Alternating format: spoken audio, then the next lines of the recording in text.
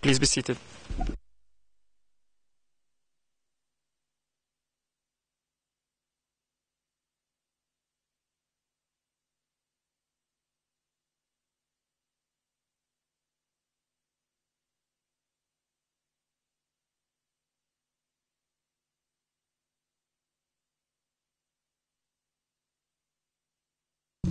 Bien, l'audience est reprise.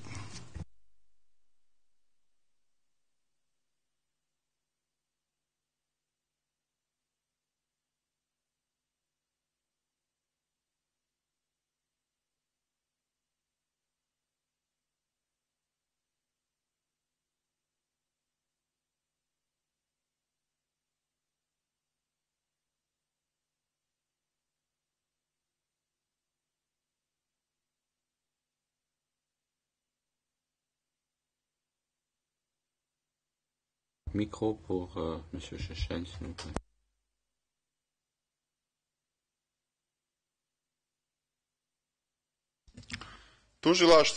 Le bureau du procureur, dans son mémoire en clôture et dans son réquisitoire, a notamment insisté sur la prétendue fiabilité des déclarations recueillies par leurs soins au niveau des témoins. Mais ces déclarations sont tout à fait peu fiables parce que c'est le bureau du procureur qui les a rédigées lui-même. Et ça n'a pas été rédigé par le bureau du procureur pendant les investigations, pendant les enquêtes, pour savoir s'il y avait des éléments permettant de dresser un acte d'accusation. Ça a été fait une fois que l'acte d'accusation a déjà été rédigé. Alors ça fait une double raison pour ce qui est de considérer que c'est peu fiable. D'abord parce que rédigé par le bureau du procureur, et deuxièmement parce que ça a été adapté à l'acte d'accusation déjà rédigé, sans répéter la totalité des arguments qui disqualifient bon nombre de catégories de témoins qui ont été cités à comparaître par le bureau du procureur. Le bureau du procureur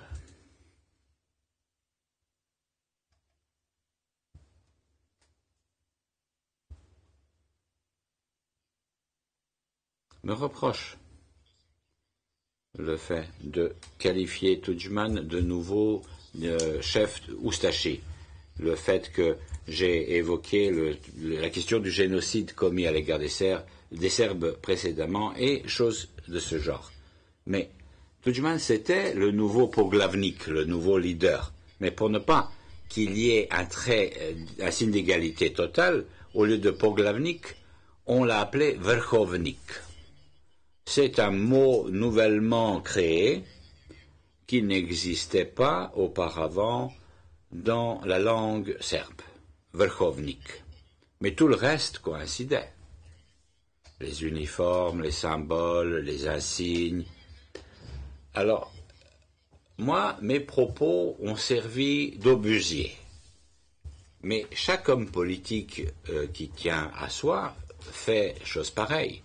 Mais mon ami Jean-Marie Le Pen, par ses propos, avait tiré comme avec un obusier. Et pendant des décennies durant, il est resté sur la scène politique française. Et il a été détesté par la totalité des globalistes, de ceux qui sont favorables au globalisme en Europe occidentale. Les hommes politiques qui tirent de la sorte comme avec un canon, ou qui martèlent de la sorte, qu'est-ce que ça signifie en d'autres termes? Eh bien, cibler le centre même du problème avec une puissance destructrice pour anéantir les positions de l'ennemi, vaincre dans les duels avec les adversaires, prouver, démontrer l'irréprochabilité de son propre programme politique, prouver sa supériorité en matière de connaissances politiques, habileté politique, enfin, tout ça, ça signifie marteler comme avec un canon. Mais moi, ça fait 9 mois que dans ce prétoire, je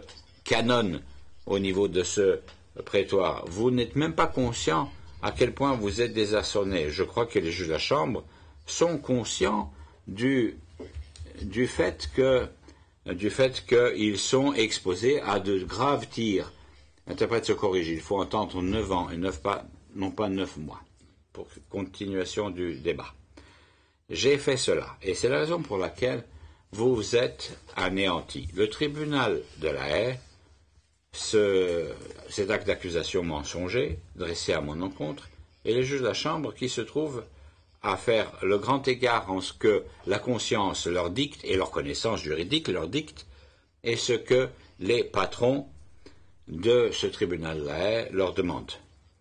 À vous de nager comme vous pouvez et de vous en dépatouiller comme bon vous semble. Moi, ça ne m'intéresse pas. À un endroit déterminé, le bureau du procureur affirme que dans un discours, j'aurais dit qu'en cas de partage, les musulmans auraient droit à 18% du territoire de la Bosnie-Herzégovine. Mais ça, c'est un fait. Parce que, en vertu de ce que disent les cadastres, les Serbes étaient propriétaires de 74% des propriétés terriennes. Parce que du temps de l'occupation ottomane, déjà, la population orthodoxe serbe vivait dans les campagnes et les musulmans étaient concentrés dans les villes. Ils étaient ils équipaient les fortifications, ils étaient des artisans, des commerçants, ce genre de choses. Et ils n'avaient pas de propriété terrienne. Lorsqu'on a supprimé la féodalité, ils ont été dépossédés de tout cela.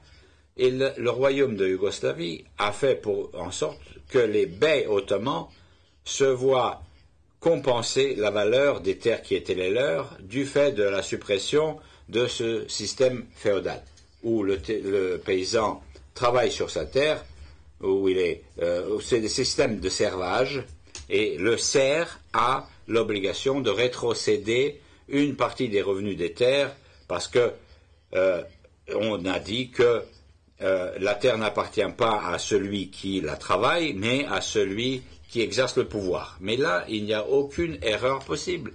Les musulmans étaient propriétaires de 18% des terres en vertu des cadastres. 74% étaient en propriété des Serbes et le reste était en propriété des Croates. On me reproche plus tard, un peu plus loin,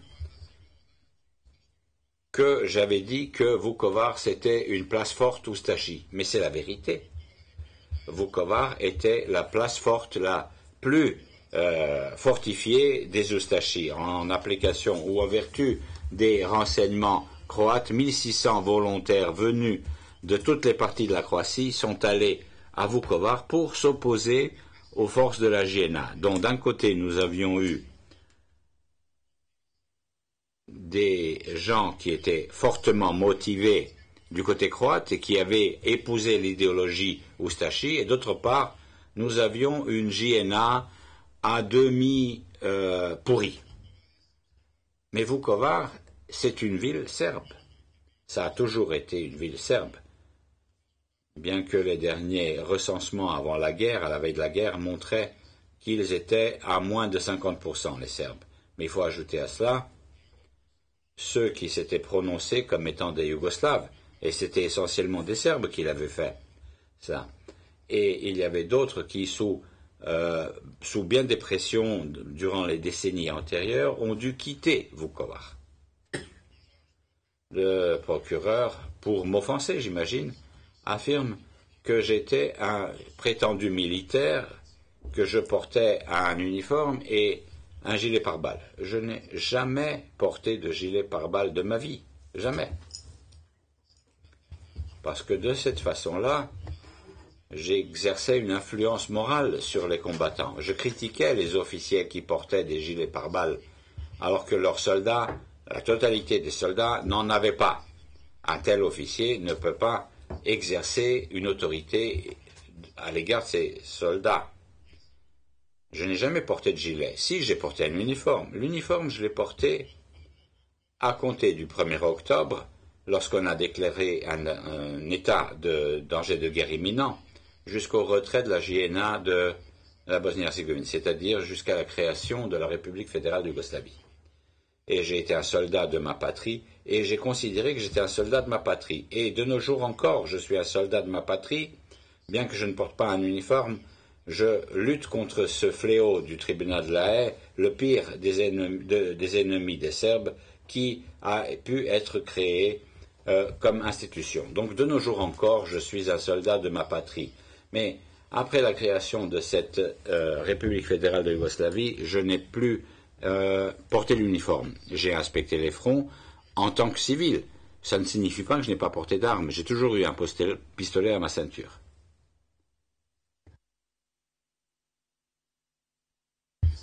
Le procureur insiste sur cette prise du pouvoir par les Serbes dans les municipalités de la Bosnie-Herzégovine et dans les différentes parties de l'ex-Croatie, c'est-à-dire la Croatie en tant qu'unité fédérale.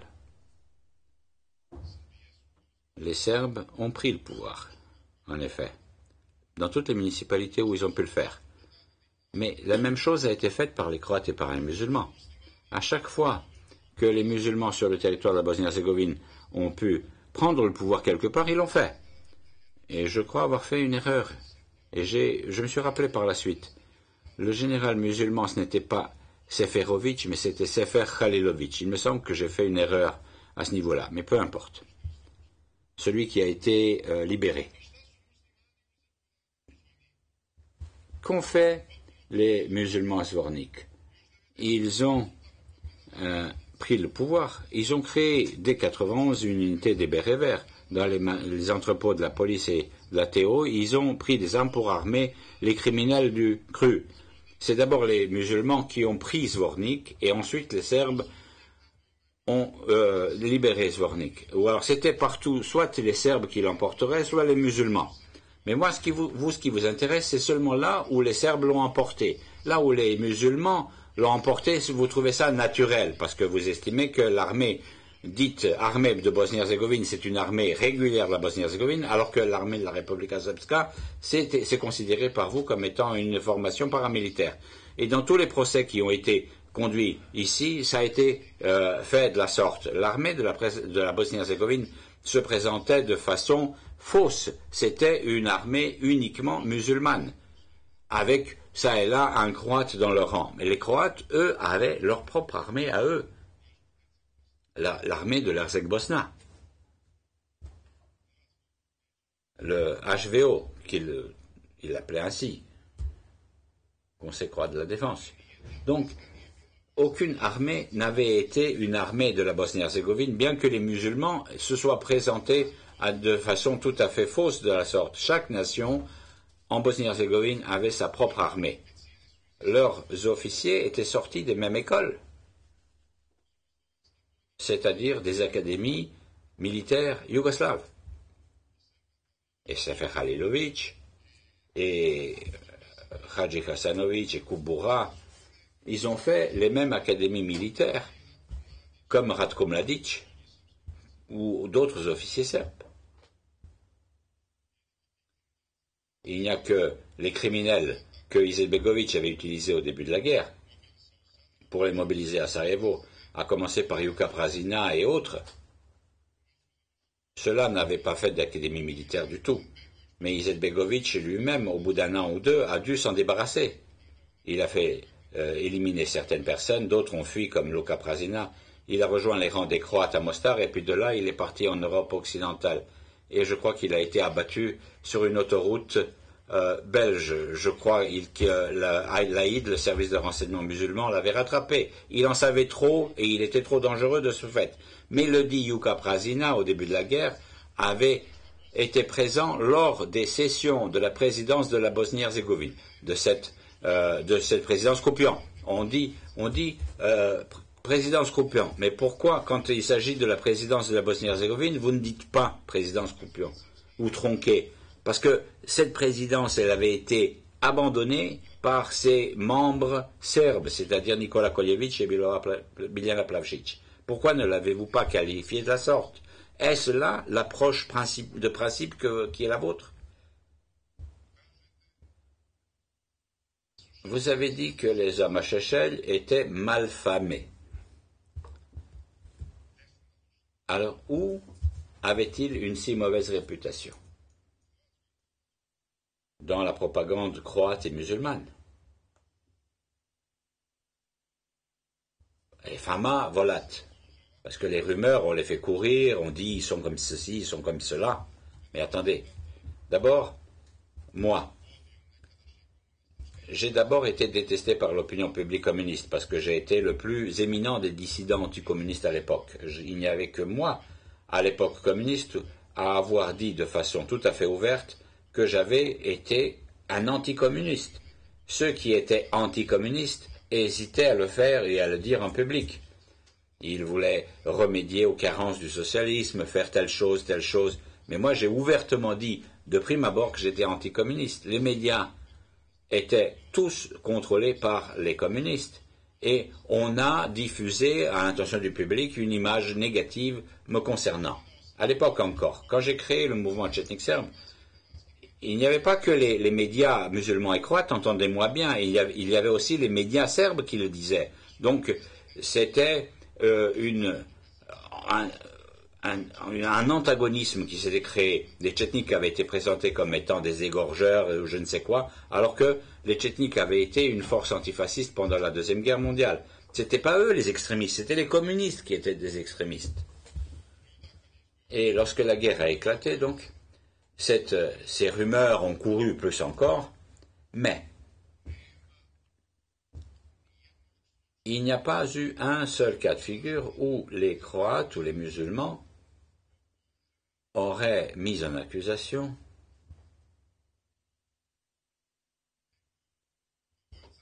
l'un quelconque des volontaires du parti radical serbe, c'est-à-dire un homme à Šešelj, pour l'accuser ou pour lui reprocher un crime de guerre. Il n'y a pas eu un seul cas de figure.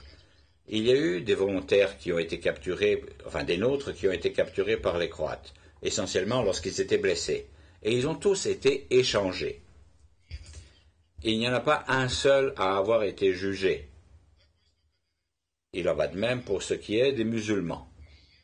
Pas un seul site religieux n'a été détruit par des volontaires du parti radical serbe. On dit qu'un homme de Vranje aurait détruit, plastiqué l'église catholique romaine. D'abord, on n'a pas prouvé que cet homme venu de Vranje était membre du parti radical serbe.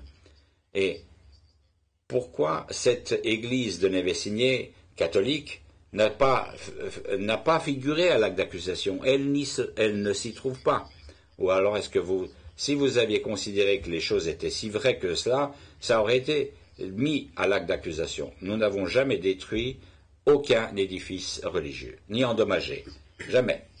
Et là où il y a eu destruction des édifices religieux, ça s'est fait lorsque les combats étaient terminés.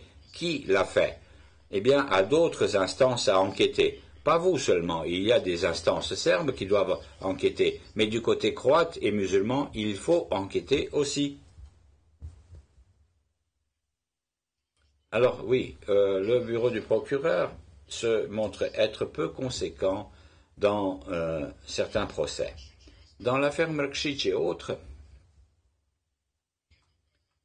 on n'a pas prouvé l'existence d'une entreprise criminelle commune. Et chez moi, il y aurait eu une entreprise criminelle commune au sujet de ce qui s'était passé à Vukovar. Alors, le commandant de la brigade de la garde motorisée et ses officiers les plus haut gradés n'ont pas fait partie de l'entreprise criminelle commune, et moi, oui. Moi qui, lorsque Vukovar a été libéré, moi je me suis trouvé à Knin. Et j'ai été à Benkovac. Vous avez même des vidéos tournées à Benkovac, datant de cette période. Ensuite, dans le jugement rendu à l'intention de Mrkšić, on a rejeté le chef d'accusation relatif au délit au pénal qui figure à l'article 5 du statut. Crime contre l'humanité. Là-bas, on a accepté le fait qu'il s'agissait d'un crime de violation des coutumes et us de la guerre, en application de l'article 3. Or, chez moi, il s'agit d'un crime contre l'humanité. Mrkšić et autres ont été condamnés du fait de l'exécution de prisonniers de guerre, et moi, on veut me condamner pour des civils qui auraient été exécutés à Ovtchara. Mais qui a été fusillé à Ovtchara? Mais on a prouvé que plus de 80% des prisonniers de guerre avaient été exécutés, y compris, ou sans y inclure, ce corrige l'interprète, les étrangers qui n'ont jamais été mentionnés. Le fait est qu'on a prouvé que le service du renseignement militaire de la GNA, aux côtés de Vesna Bosaniat, avait fait des listes pour savoir qui devait être exécuté. On avait dit 200, et puis il fallait prendre les voyous de la ville. Alors, Fukara, chez nous, ça veut dire les bonariens. C'est un mot turc qui est resté dans la langue.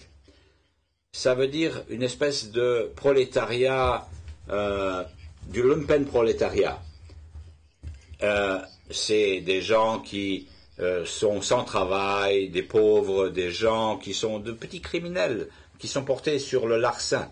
Et c'est ainsi que le choix ou le tri a été fait. Et Vesna Bosanac a aidé à établir la liste pour que soient exécutés 200 Croates, mais que de l'avis des Croates, ce serait le moindre des mâles qu'il puisse y avoir pour les Croates dans leur ensemble. Il n'y a pas un seul dignitaire à avoir été exécuté. Personne ayant occupé des fonctions de commandement n'a été exécuté. Le crime a donc été organisé. Et vous savez fort bien qui est-ce qui a fomenté la perpétration de ce crime. On répète sans cesse des mensonges, au terme de quoi Vojin Vučković-Juča aurait été un commandant du parti radical serbe à Zvornik. On a eu des éléments de preuve innombrables ici, venant de déclarations de chefs de la police musulmane disant que Juča, avec son frère, Dušan Vučković-Repić, Miroslav Bogdanović et Milorad Ulemek, surnommé Legia, étaient venus en voiture à Zvornik avant le début des conflits. Et les musulmans les ont arrêtés à un barrage routier et ils les ont tabassés. Et ensuite, l'un de ces chefs de la police musulmane, Fadil Mujic, les a libérés pour qu'en échange, les Serbes le laissent partir de Zvornik en passant par la Serbie. Et on essaie de prouver maintenant que Rankić les aurait amenés là-bas. Mais Rankić n'y est pas allé à Zvornik, il vous l'a dit dans son témoignage. Et il y a des preuves écrites montrant que Rankić avait démissionné de l'état-major de guerre en 91, en décembre déjà, lorsqu'il y a eu une espèce de commerce, lorsque vous avez promis telle chose, vous avez pu recueillir toutes sortes de déclarations. Si vous aviez tenu les promesses faites au départ à ces faux témoins, vous auriez peut-être eu un bon procès, un procès réussi. Peut-être aurais-je eu beaucoup plus de mal à démasquer ces faux témoignages. Mais vous avez menti à vos propres témoins et vous en payez les frais. Le pire des criminels, lorsqu'on cherche à se mettre d'accord avec lui, il faut tenir sa promesse, sinon tout tombe à l'eau. Or, vous avez voulu être plus criminel que les criminels les plus notoires. Et vous en payez les frais. Vous avez menti de même en disant que les Arkanovtsi ont été les premiers à rentrer dans cet entrepôt d'armes à Zvornik et que les Chechelevtsi sont venus par la suite et que les Arkanes ont fait sortir les hommes et les Chechelevtsi les femmes et les enfants. Or, les déclarations des témoins témoignent du contraire. Seuls les hommes d'Arkane sont rentrés dans l'entrepôt. Ils ont fait sortir tout le monde et ils ont séparé les hommes qu'ils ont emmenés pour les exécuter et ils ont fait partir les femmes et les enfants. Et les membres du parti radical serbe ont accueilli ces civils musulmans à la sortie de Zvornik, ont essayé de leur apporter de l'aide, à leur donner à manger, aux femmes, aux enfants. Pourquoi est-ce que vous mentez en disant que les Chechelevtsi sont entrés dans l'entrepôt? Où est-ce que vous trouvez cela dans les documents? Quelle déclaration avez-vous à l'appui? Et ça, vous avez menti à ce sujet dans votre réquisitoire. Vous n'avez même pas tenté de le faire pendant le procès.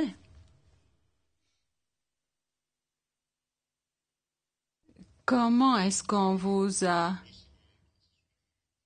rassemblé des gens sans aucune valeur pour mentir ici. Vous citez le journal Les Carnets de Mladic. À un endroit, dans ses notes, Mladic dit que Marko Pavlovic ou quelqu'un d'autre de Zvornik lui aurait dit lors d'une réunion à Palais que les Chechelyevtsi et les Zarkanovtsi avaient fait leurs preuves lors des combats de Zvornik. Mais qu'est-ce que cela signifie, au juste? Premièrement, Mladic, à ce moment-là, ne se trouvait pas en Bosnie-Herzégovine au moment de ces combats. Il n'était pas commandant du tout. L'armée de la République Serbska n'existait pas à ce moment-là. Il y avait la JNA. Et nos volontaires ont été rattachés aux unités de la JNA. En fait, nos volontaires ont été commandés par le commandant des réservistes de la police, Vojislav Jekic. Et vous le trouverez dans un des entretiens que j'ai donné, qui a été diffusé à la radio Loznica. C'est là que j'en parle. Et le document vient de vous, il a été versé au dossier par vous. Ce document date de 93 ou de 94, peu importe. C'était bien avant que l'on ne dresse l'acte d'accusation. Il y a eu un groupe d'une centaine de volontaires du Parti radical serbe. Ils ont été rattachés aux réservistes de la police et le commandant de ces réservistes était Borislav Jekic. Et plus tard, lorsqu'on est allé conquérir Kulagrad, toutes les forces serbes ont été commandé par l'actuel colonel Stupar, à l'époque lieutenant-colonel. C'est ça, la vérité. Et le dossier, les transcriptions, les comptes rendus d'audience du procès en témoignent. À plusieurs reprises, vous faites référence au fait que la témoin 1062 réfute la déclaration qu'elle a donnée aux autorités musulmanes en 2003. Messieurs, mais vous devez vous souvenir du fait que j'ai démasqué ces mensonges ici. C'était pas très beau à voir. Son mari et ses 2 fils ont été tués et j'ai été vraiment aimable à son égard. Je ne voulais pas la blesser. Je ne l'ai interrogée que sur des points essentiels. J'ai été vraiment plein d'égards à son sujet. Et elle n'était pas prête à affronter mon contre-interrogatoire. Elle n'était pas prête à répondre à cette question. Or, elle avait été préparée par les autorités musulmanes. Elle a dit, mais ce n'est pas ma signature. Si, c'était bel et bien sa signature, et vous le savez. Et ce document, je l'ai eu par vous. Vous étiez tenu de le faire.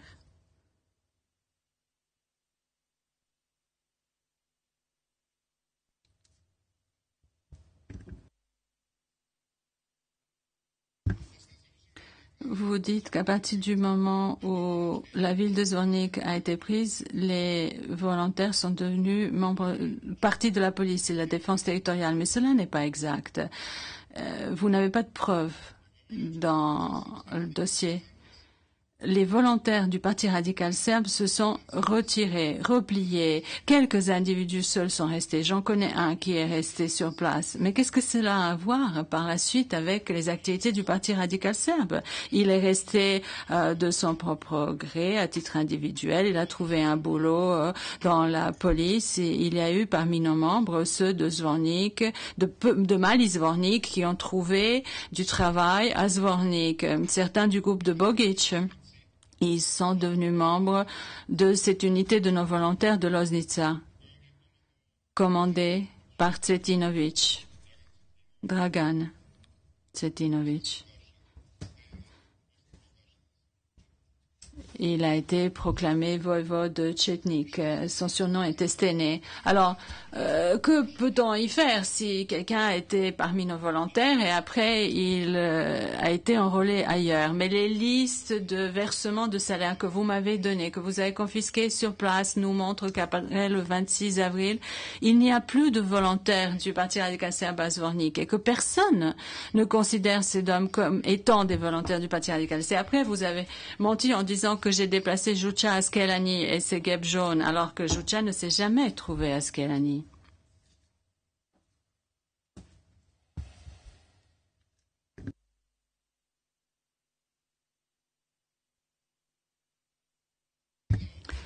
Alors, qu'est-ce qui m'a poussé à insister sur le prétendu mensonge, la prétendue erreur de l'interprète sur le chant que l'on a entendu ici? On l'a entendu à plusieurs reprises pendant le procès, une fois pendant ma déposition dans l'affaire contre Slobodan Milošević. On voit un groupe de soldats qui marche et au milieu de ce groupe, il y a un homme qui porte le drapeau tchétnique et le couvre-chef en fourrure tchétnique. Et il porte les uniformes vert olive. Ce sont soit des réservistes ou appartiennent à la brigade de la garde, ou Dieu sait quelle est l'unité à laquelle ils appartiennent. Est-ce que c'est le secteur sud ou le secteur nord?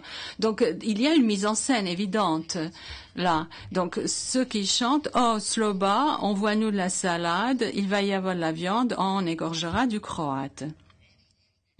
Et votre prétendu interprète, comment interprète-t-il? De manière complètement différente. Il dit, oh, les Croates, on va vous égorger, on va en égorger la moitié et l'autre moitié, on la jettera aux chiens. Mais ce sont deux chants complètement différents. Alors pourquoi est-ce que j'ai mis cela en exergue? Pourquoi est-ce que j'ai voulu qu'on opère bien une distinction là? Premièrement, ces soldats qui chantent « Oh, Sloba, envoie-nous la salade », mais il est totalement exclu qu'ils soient des volontaires du Parti radical serbe. On le voit d'après leurs uniformes, parce que nos volontaires, ils se faisaient fournir en uniforme de camouflage complètement neuf des entrepôts de la JNA. Or là, ce sont des uniformes anciens. Et deuxièmement, jamais les volontaires du Parti radical serbe n'auraient-ils chanté un chant qui est positif à l'égard de Slobodan Milošević. Non, ils auraient dit « Oh, Chechel, envoie-nous la salade » ou « Oh, Voivode »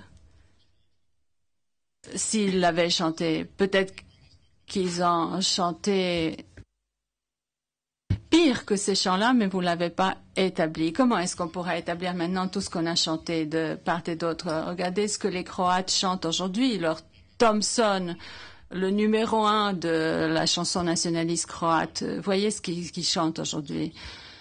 Les volontaires serbes, membres du Parti radical serbe, portent encore le souvenir récent des arrestations qu'a fait contre moi Slobodan Milošević. Par 3 fois, j'ai été condamné. Je me suis présenté candidat à la présidence de la République alors que j'étais encore en prison, les prisons de Milošević. Je ne me suis présentée qu'une fois à la télévision. Et ce qui est encore plus important, nos volontaires ont raillé Milošević, toutes sortes de chansons pour le tourner en dérision.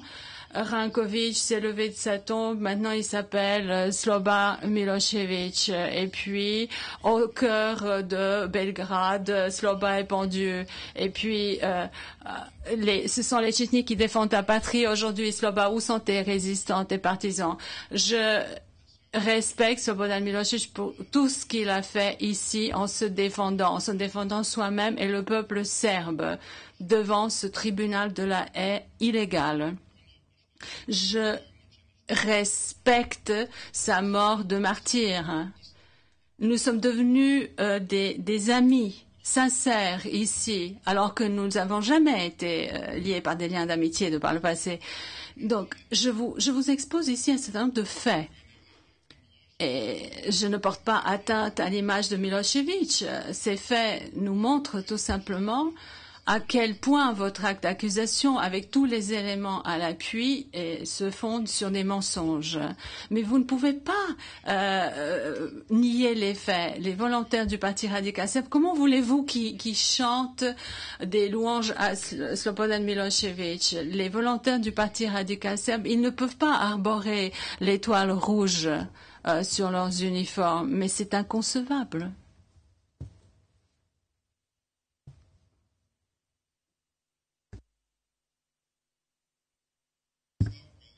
Slavko Aleksić vous pose problème. Vous auriez pu identifier ne serait-ce qu'un crime qu'on aurait pu lui mettre sur le dos.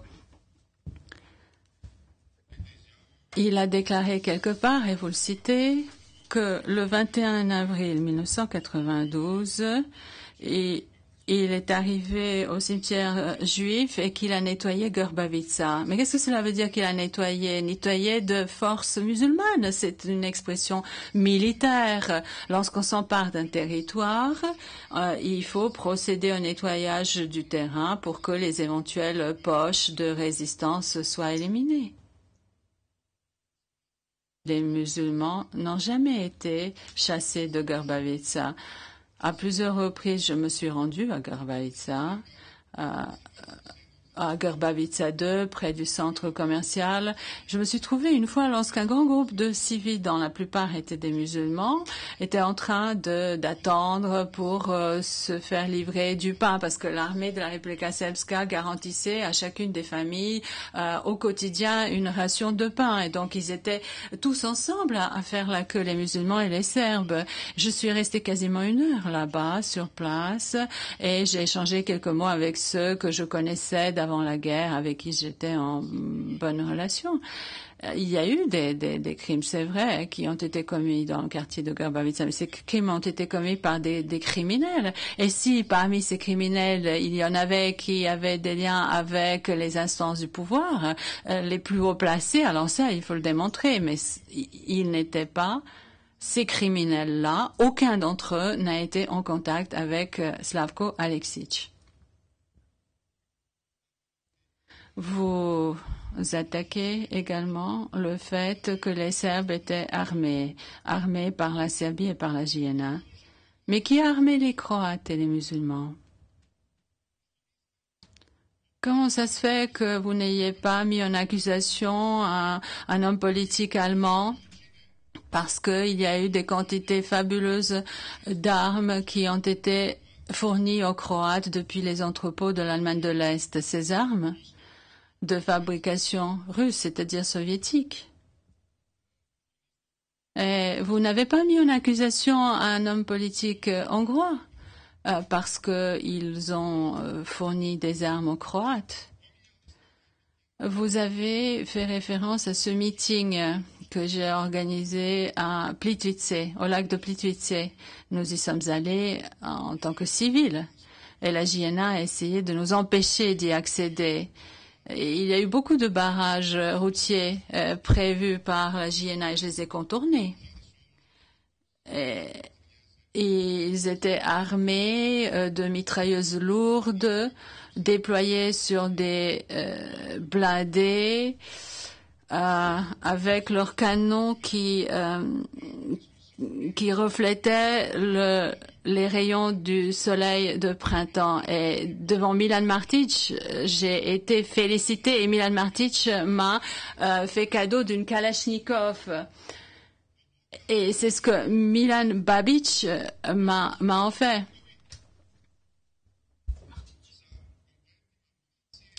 Des Kalachnikov avec des munitions ont été fournis dans des sacs de farine aux Croates. Et j'ai reçu une nouvelle Kalachnikov de fabrication hongroise avec tous les symboles dessus. C'est en voiture avec Stefanovic que je suis revenue à Belgrade. J'étais au volant d'une Toyota Corolla et lui, il était assis à côté de moi. Et on a fait une erreur près de Doboj. On a tourné vers Tuzla et donc ça nous a amené à passer par la ville de Tuzla. Et on pouvait pas tout le temps être arrêté par la police musulmane. Et on s'est dit qu'on allait tirer si on venait à être arrêté. On allait tirer pour vendre cher notre peau. C'était pas encore la guerre en Bosnie-Herzégovine, mais on savait très bien à quoi s'attendre si on nous arrêtait. Finalement, on ne nous a pas arrêtés. On est passé par Tuzla, vers Bijeljina, et puis après, on était déjà en sécurité. Donc, avec ce fusil automatique que je gardais sous mon siège, à mes pieds. Donc, qui a armé les Serbes? Mais qui a armé les Croates et les musulmans? Pourquoi est-ce que vous adoptez cette approche unilatérale? Qui a été le premier à s'armer? Ça aussi, il faudrait le savoir. Vous avez insisté sur l'exemple d'Otroti. D'après vous, ce serait une localité d'où on a expulsé les Croates. Mais on a déjà pu voir que pas un seul Croate n'a quitté Otroti sans avoir procédé à l'échange de biens au préalable. Mais il y a eu des expulsions de Croates de Serbie. Quand les forces de l'OTAN sont entrées au Kosovo-Metohija, les Croates ont été expulsés de Janjevo. Les Croates qui ont trouvé insupportable de vivre sous le joug albanais, ils ont abandonné l'ensemble de leurs biens et ils ont pris la fuite pour se rendre en Croatie sans demander leur change. Et puis les Croates les ont installés dans des logements et des maisons serbes abandonnées. Tout le village de Miokovićevo, en Slavonie occidentale, compte aujourd'hui ces Croates de Janjevo qui ont pris la fuite parce qu'ils ne voulaient pas vivre sous le pouvoir albanais. Ça, c'est un exemple d'expulsion. Pourquoi n'avez-vous pas mis des gens en accusation à cause de cela?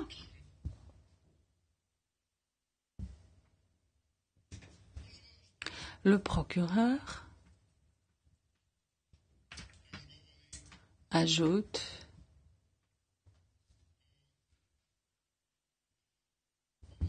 des circonstances aggravantes.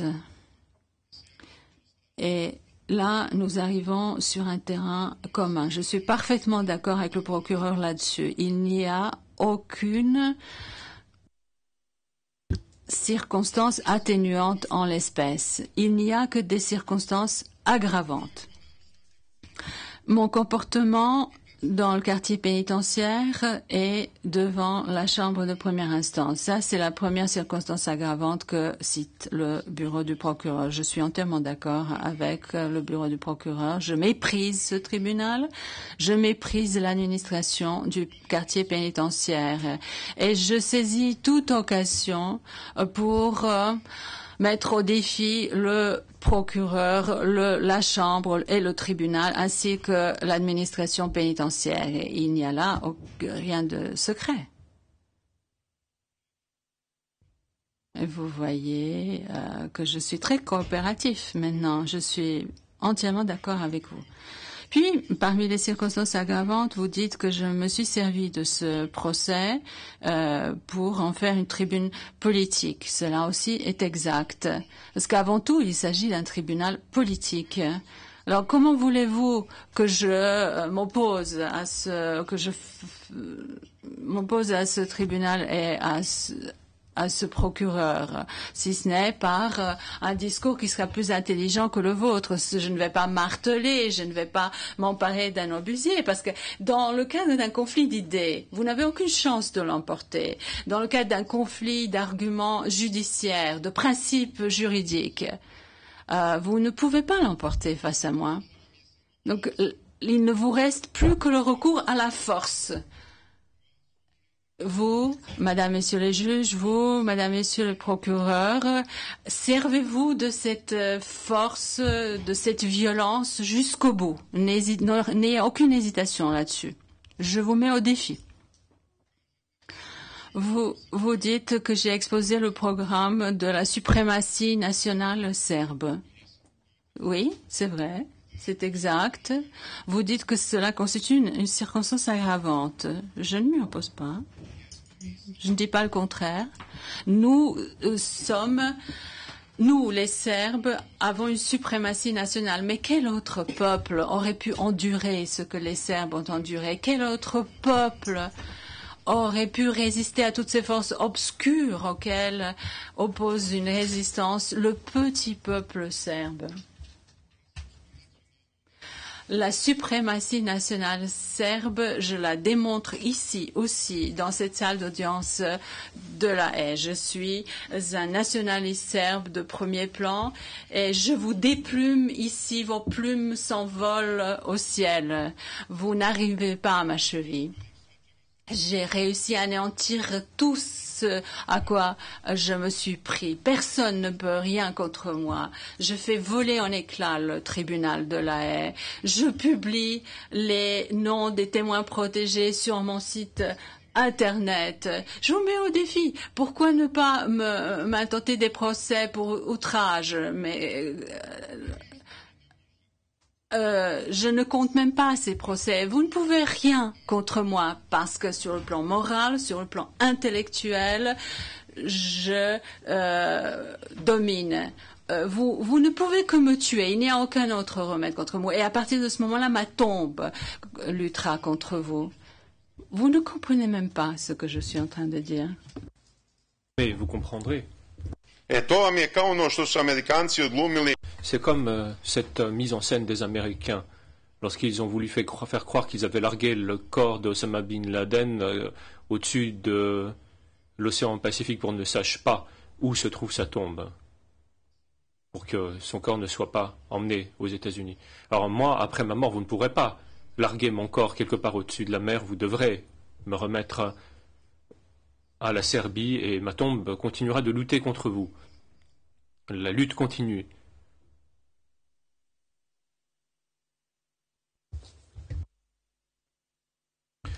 Comme circonstance aggravante également, vous dites que j'aurais entravé le bon fonctionnement de ce tribunal. Mais ce tribunal n'a jamais connu quoi que ce soit qu'on pourrait qualifier de bon fonctionnement ou de cours normal de la justice dans aucun procès, et certainement pas dans celui-ci, où ma détention dure plus de 9 ans.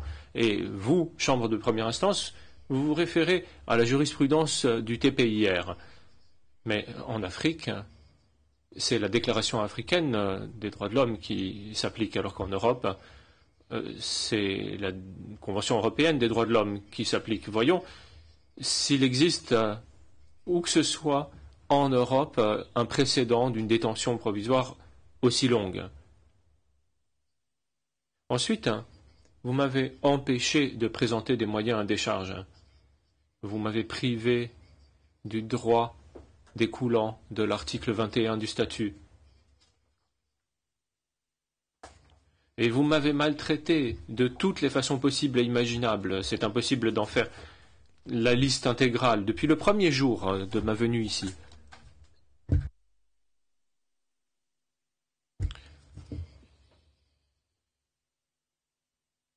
Il n'était pas nécessaire pour vous de remettre en question cette circonstance atténuante qui découlerait de ma reddition au tribunal de La Haye, parce que je ne me suis jamais livré. Le 24 février, je suis venu à La Haye pour des raisons totalement différentes. J'avais promis au peuple serbe, lors de plusieurs meetings, de mettre en place un projet conjointement avec la reine des Pays-Bas. C'était la raison de mon voyage à La Haye. Je n'avais absolument pas l'intention de me livrer. Lorsque l'avion a atterri à l'aéroport de la capitale des Pays-Bas, à Amsterdam, un cordon a été mis en place à partir de la sortie de l'appareil et tout d'un coup l'équipage a déclaré que la police aéroportuaire insistait pour que je sois le premier à descendre. Alors je pensais que c'était un honneur que l'on me faisait officiellement et que j'allais entendre les accents de l'hymne national ou que quelque chose de cet ordre se passerait. Or, je suis sorti de l'avion et vers le début déjà de la passerelle qui avait été mise en place, plusieurs policiers néerlandais m'attendaient. L'un d'eux a tout de suite pris mon manteau, c'était l'hiver, il m'a pris mon manteau pour le fouiller, et ensuite il y avait également cet homoncule qui faisait 1 mètre et je ne sais pas combien, qui a commencé à me lire mon mandat d'arrestation. Et alors, moi, j'ai ouvert une porte qui permettait de rejoindre le tarmac et je suis sorti en courant et j'ai vu un nombre incroyable de policiers qui m'attendaient là et j'ai été emmené à partir de là à Scheveningen. Ils m'ont emporté. Donc là, il n'y a pas la moindre circonstance atténuante. Or ici, J'ai fait tout ce qui était en mon pouvoir pour vous faire voler en éclats, et c'est ce que je continue de faire aujourd'hui, en recourant peut-être à toutes mes forces physiques, mais croyez-moi, en y trouvant un plaisir extrême dans le même temps. Alors, l'accusation demande une peine de 28 ans d'emprisonnement.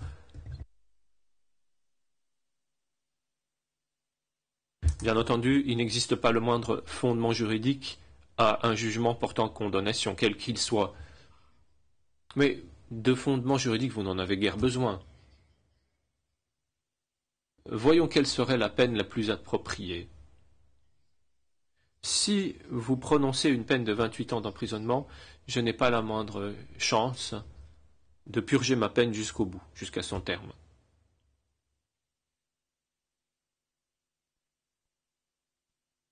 Mais compte tenu de l'énergie qui est la mienne en tant qu'adversaire des États-Unis et de l'hégémonie mondiale des États-Unis, compte tenu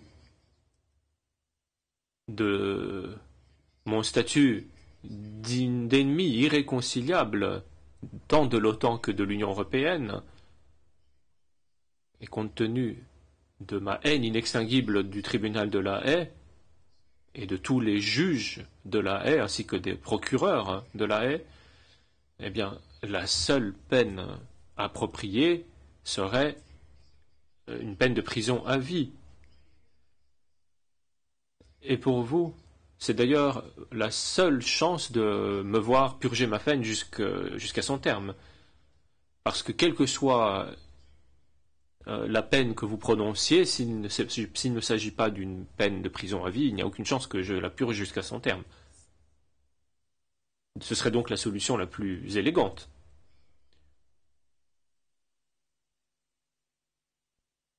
Alors bien entendu, vous devrez trouver une forme ou une autre de justification, mais cela ne vous coûte pas grand-chose. Dans d'autres jugements rendus devant ce tribunal, on a trouvé des justifications pleines d'inepties, de fausses déclarations et de faux éléments de preuve à chaque fois qu'il s'est agi de Serbes mis en accusation devant ce tribunal. Donc ça ne pose absolument aucun problème de faire de même dans mon cas. Vous avez des services entiers qui sont chargés de le faire. Alors parfois, il est difficile de distinguer ce qui est rédigé par différentes personnes. Il y a des variantes un peu surprenantes. Parfois, j'ai pu le lire dans le jugement rendu contre les Serbes condamnés pour ce qui s'est passé en Kosovo et Metohija pendant les bombardements de l'OTAN. Alors c'est rédigé sur plusieurs tomes. Dans un premier tome, on avance une première argumentation et dans un second tome, les arguments sont totalement différents parce que ceci a été rédigé par des auteurs différents. Et ceux qui ont rédigé ceci ne se sont même pas aperçus du problème principal, ou alors peut-être qu'ils ne l'ont pas compris. Donc cela ne vous posera absolument aucun problème. Et dans ce dilemme auquel vous êtes confronté, entre d'un côté la possibilité de suivre votre conscience et de vous déterminer en tant que professionnel, et d'autre part la possibilité de prononcer une lourde peine contre moi, et le fait d'obéir à vos maîtres, eh bien, je crois que pour vous, l'approche la plus lucrative sera certainement d'écouter vos maîtres. En tout cas, moi, j'interdis que l'on procède à la moindre autopsie sur mon corps, si je dois mourir dans un avenir proche. Une autopsie ne peut être pratiquée qu'à Belgrade, et ce, à condition que ma famille le demande. Et il est hors de question également qu'il y soit procédé à l'Académie de médecine militaire. Je dois le souligner, au cas où. Encore une chose que je dois faire, au moins pour la forme, et ceci pour accentuer encore votre calvaire. À la fin de cette plaidoirie qui est la mienne, j'exige que l'on mette fin à ma détention. Parce qu'il n'y a plus aucune raison de la maintenir. Quelles peuvent être les raisons de maintenir quelqu'un en détention qui n'existe pas en l'espèce? il n'y a pas de risque de me voir m'enfuir. Parce que, pourquoi fuirais-je et où m'enfuirais-je? Il n'y a pas de danger non plus de me voir exercer la moindre influence sur les témoins, parce que tous les témoins de l'accusation ont été déjà entendus depuis longtemps. Et il n'y a pas non plus le moindre risque de me voir répéter et commettre à nouveau des infractions, des crimes pour lesquels on me juge ici. Pourquoi? Parce que la situation de guerre n'est plus en place dans les Balkans. Et vous n'avez compétence que pour les crimes commis pendant la guerre civile et pour rien d'autre. Alors, je n'attends pas de vous que vous rendiez une décision faisant droit à ma requête. Je sais que vous allez la rejeter. Mais je vous place dans une position dans laquelle vous allez être contraint de prendre une décision et de rejeter ma requête. C'est la substance de ce que je suis en train d'exposer.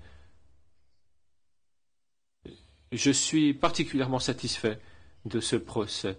Bien que vous ayez foulé aux pieds nombre de mes droits et bien que vous m'ayez empêché de présenter des éléments à décharge. Dans le procès qui est le mien, j'ai apporté la preuve que le tribunal de La Haye était illégal, qu'il était anti-serbe, qu'il recourait à des mensonges et au pire des manipulations possibles. J'ai démontré également qu'il n'apportait aucune contribution à la justice, mais au contraire qu'il contribuait à l'illégalité, qu'il était une arme entre les mains du totalitarisme en tant que nouvel ordre mondial, un totalitarisme bien pire encore que le nazisme d'Hitler. Et sur cette base, je quitte ce prétoire pour rejoindre directement un champ de gloire. Et le SRS, le Parti radical serbe, ce qu'il attend, c'est le succès aux élections à venir. Pour moi, ce Parti radical serbe est plus important que ma vie même. Vous n'avez pas réussi à le briser, bien que vous ayez essayé de le faire par tous les moyens possibles. Et Maurice Godot-Montagne ne pourra qu'en être déçu, ainsi que tous ses amis et collaborateurs des services de renseignement occidentaux. En fait, vous n'êtes parvenu à rien du tout, mais vous m'êtes venu en aide de façon tout à fait considérable, moi qui étais un homme ordinaire avant, pour devenir quelqu'un de tout à fait célèbre dans le domaine du droit pénal international et dans le cadre de tout manuel portant sur le droit pénal international. C'est ainsi que j'en termine avec ma plaidoirie. Je pense que j'ai même été un peu plus court que prévu. 10 minutes de moins. Effectivement. Est-ce que par extraordinaire, l'accusation, en application du règlement, voudrait répliquer?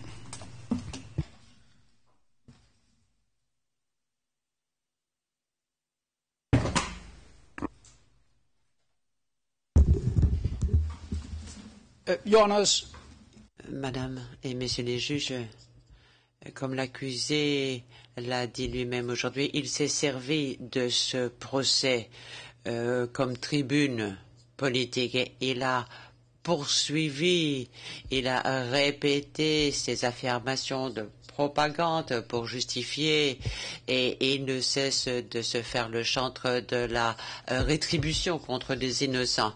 Il n'arrête pas de dire qu'il y a eu un complot, il dit qu'il n'a pas reçu un procès équitable, il a attaqué l'accusation, les juges, le tribunal et il a fait moult affirmations sans aucun fondement dans le dossier de l'instance. Et rien de ceci n'aura un effet sur les charges retenues contre lui. Il n'y a donc aucun fait ni aucun élément de droit pour lesquels il faudra intervenir sous forme de réplique. Nous vous demandons de le déclarer coupable et d'imposer à l'accusé une peine qui corresponde à la gravité des faits commis contre nombreuses personnes. Il a demandé une mise en liberté provisoire. Il n'a apporté aucun élément qui le justifierait. Il est tout à fait hors de propos de faire ce genre de demande. Voilà, c'est tout ce que nous avons à dire. Monsieur le procureur, Monsieur Séchel, comme l'accusé a toujours le dernier mot, est-ce que vous voulez rajouter quelque chose?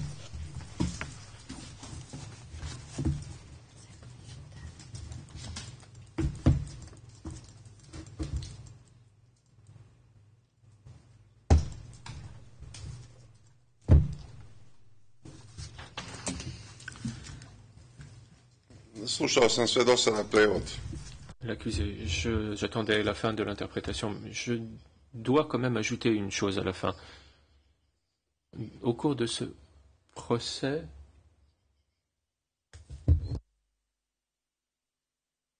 j'ai été très fortement handicapé et je ne peux que le regretter.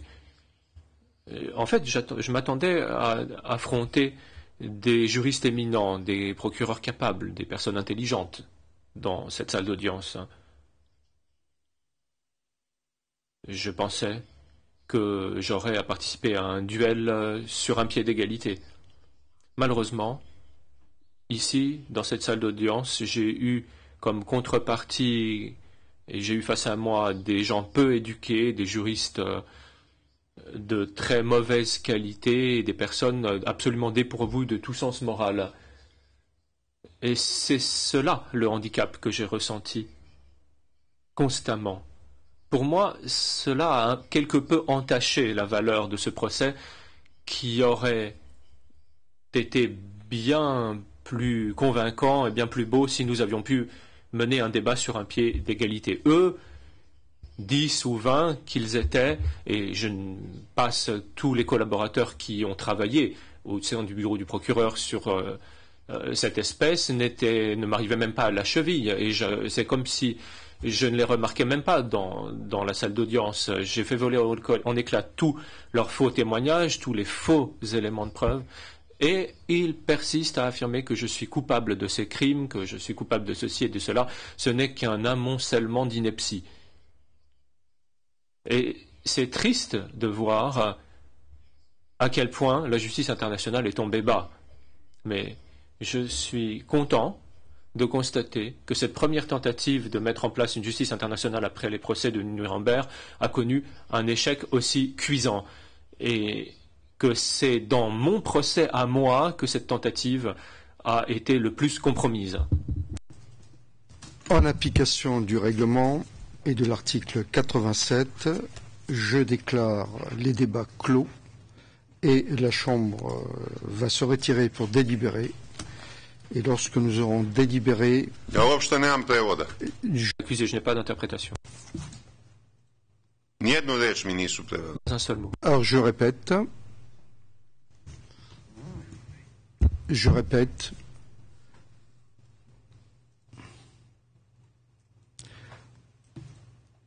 je disais qu'en application de l'article 87 du règlement, je déclare les débats clos. La Chambre va se retirer pour délibérer et lorsque nous aurons délibéré, nous rendrons une ordonnance portant calendrier pour la lecture du jugement.